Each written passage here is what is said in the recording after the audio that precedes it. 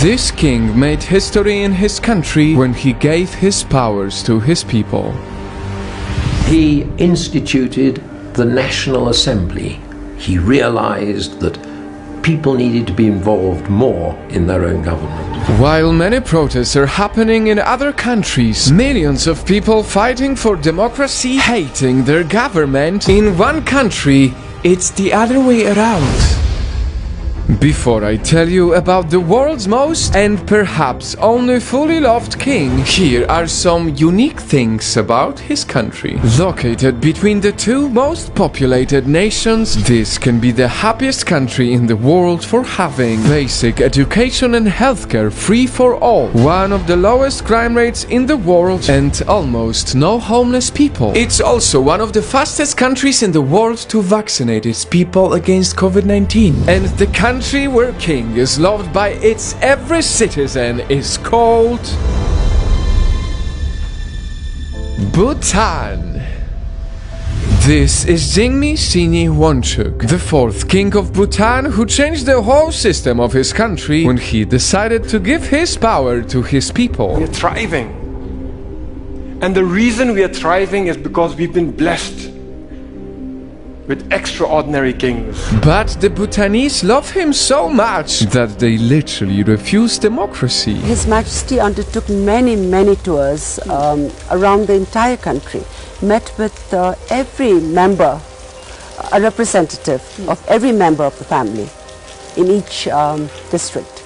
And people, they did not want democracy. And that is what made Bhutan into a unique democratic constitutional monarchy where people vote for their leaders but still have a king. Unfortunately, the world has so many politicians who abuse their power, leaders who always put themselves first. And that is why we need to celebrate and learn from Bhutan.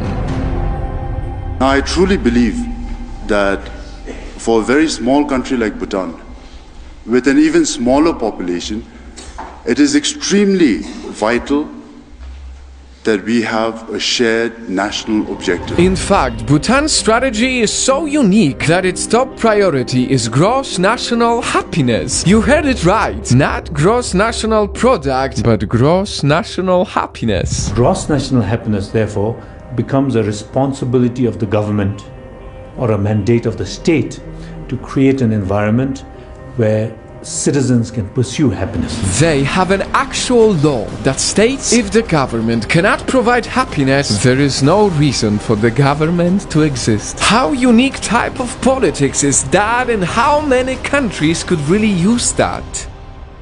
Back in the 1970s, our first king famously pronounced that for Bhutan, gross national happiness is more important than gross national product. Gross national happiness is being able to find the right balance between economic well-being and emotional well-being. And the legacy continues up to its fifth and present king, Jigme Wanchuk, a king who personally visited many areas in his country to spread awareness about COVID. That is why Bhutan was one of the fastest nations to vaccinate everyone.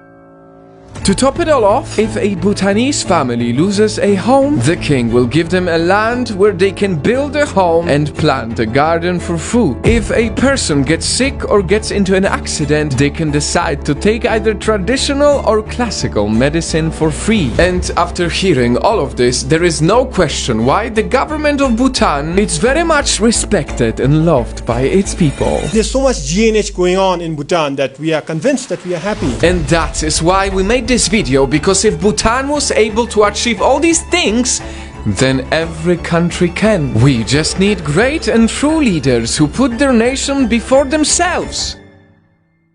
Today we celebrate Bhutan, but one day I hope we can celebrate every single country.